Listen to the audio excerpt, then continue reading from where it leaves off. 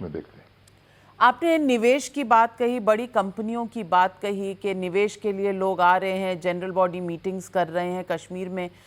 लोगों को आप बता सकते हैं कि पिछले 2 सालों में और ख़ास करके पिछले 1 साल से जब से आप वहाँ हैं, कितना निवेश कश्मीर के लिए प्रॉमिस हुआ है और कितनी जॉब्स क्रिएशन हुई हैं और किस तरह से माहौल सुधारा गया है आम आदमी के लिए, स्कूल, कॉलेज, मेडिकल फैसिलिटीज़, इसके बारे में कश्मीर में ऑन द ग्राउंड कितनी डेवलपमेंट हुई?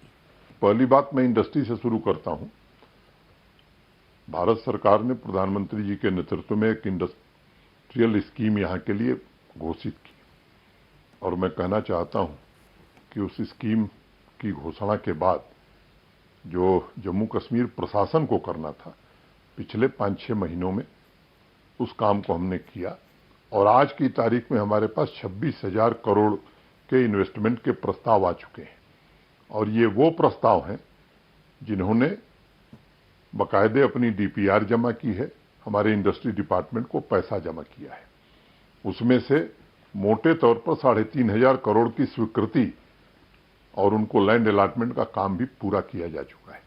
बाकी लोगों के भी प्रस्ताव जल्द ही मुझे लगता है कि आने वाले 1.5-2 महीने में क्लियर कर दिए जाएंगे। तीसरी बात मैं उसमें जोड़ना चाहता हूं, ये वो प्रस्ताव हैं जो ऑफिशियली हमारे इंडस्ट्री डिपार्टमेंट के पास रिसीव्ड है। एक प्राइवेट लैंड पर इंडस्ट्रियल स्टेट बनाने की अनुमति भी हमने दी है, नया कानून बनाया है।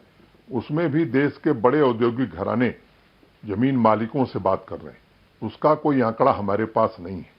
जब ये पॉलिसी बनी थी तो मुझे लगता था कि 25,000-30,000 करोड़ का इन्वेस्टमेंट आएगा, 5-6 लाख लोगों को रोजगार मिलेगा। लेकिन अब जिस तरह का उत्साह मैं देख रहा हूं, मुझे लगता है ये आंकड़ा 50,000 करोड़ के ऊपर जाएगा और जम्मू कश्मीर के 10 लाख युवाओं को रोजगार मिलेगा। खूबसूरत बात यह है कि केवल श्रीनगर जम्मू नहीं बल्कि पिछड़े जिलों में भी और ब्लॉक लेवल पर भी इंडस्ट्री आ रही है, ऐसे प्रस्ताव हमें मिल रहे हैं। दूसरी बात मैं कहना चाहता हूं कि जैसे आपने कहा कि हेल्थ सेक्टर में, तो आपको मालूम है कि 2015 के पहले यहां केवल 3 मेडिकल कॉलेज होते थे। आज भारत के प्रधानमंत्री जी के कारण 7 नए मेडिकल कॉलेज यहां नए स्वीकृत हुए, जिसमें 5 फंक्शनल हैं, 2 और फंक्शनल होने जा रहे हैं। भारत के प्रधानमंत्री जी के कारण 2 नए एम्स यहां मिले, 2 कैंसर इंस्टीट्यूट मिले, बोन इंस्टीट्यूट मिला। तो इस तरह की ढेर सारी सुविधाएं प्रधानमंत्री जी ने जम्मू कश्मीर को दी हैं। शायद एक इतने छोटे यूटी में 2-2 एम्स, आप खुद समझ सकती हैं कि कितनी बड़ी पहल भारत सरकार की या प्रधानमंत्री जी की है। अभी कोविड का मैनेजमेंट हो या उस दृष्टि से डीआरडीओ के 2-2 अस्पताल श्रीनगर और जम्मू में बनाना हो या वैक्सीनेशन, तो आज हम कह सकते हैं कि 18 साल के ऊपर के बच्चों, 18 साल के ऊपर के लोगों का 94% वैक्सीनेशन हमने समाप्त कर लिया है। मोटे तौर पर 4 जिले हमारे 100% हो गए। सेकेंड डोज भी हम 38% के आसपास पहुंच गए। तो हमारी कोशिश है कि वैक्सीनेशन का काम हम जल्दी से जल्दी खत्म कर लें और 10th और 12th के क्लासेस हम चला रहे हैं।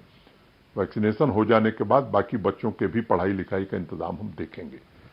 दूसरी बात मैं कहना चाहता हूं कि अगर मैं कुछ आंकड़ों की बात करूं तो शायद स्थिति ज्यादा स्पष्ट होगी। जो आंकड़े हेल्थ के कुछ सर्वे होते हैं, 2015-16 में नेशनल मॉर्टेलिटी रेट 23.1% था, जो 19-20 में 9.8 हो गया।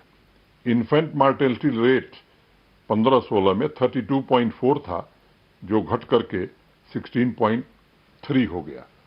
अंडर 5 मॉर्टेलिटी रेट ये 37.6 था 15-16 में, जो घट करके 18 हो गया। इस तरह के ऐसे 10-12 आंकड़े हम बता सकते हैं आपको, जिसमें सब्सटेंशियल गिरावट आई है। नीति आयोग ने जो अभी एसडीजी की लिस्ट जारी की है, उसमें भी जम्मू कश्मीर को परफॉर्मर स्टेट के नाते जाना है। तो हर क्षेत्र में मैं कह सकता हूं, अगर आप देखें जोजिला टनल अभी खुल गई, जडमोर टनल, बनिहाल टनल अभी श्री नितिन गडकरी यहीं से होकर के गए हैं।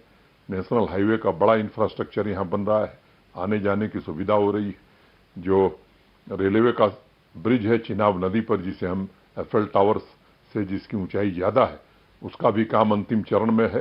तो मैं उम्मीद करता हूं कि कश्मीर कन्याकुमारी से रेल लिंक से भी जुड़ जाएगा और यहाँ से कार्गो भी शुरू हो गया। इंटरनेशनल फ्लाइट हम शारजाह के लिए शुरू करने जा रहे हैं।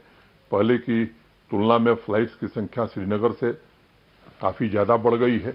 जम्मू में कुछ कांस्टेंट था, वहाँ भी संख्या बढ़ने लगी है। नए टर्मिनल हम श्रीनगर और जम्मू दोनों जगह बना रहे हैं। तो मैं अगर बताऊं आपको तो मेरे पास मुझे लगता है कि 3-4 घंटे का समय चाहिए, जो काम पिछले 2 सालों में भारत सरकार के कारण और यहाँ के जम्मू कश्मीर प्रशासन के कारण हुआ है।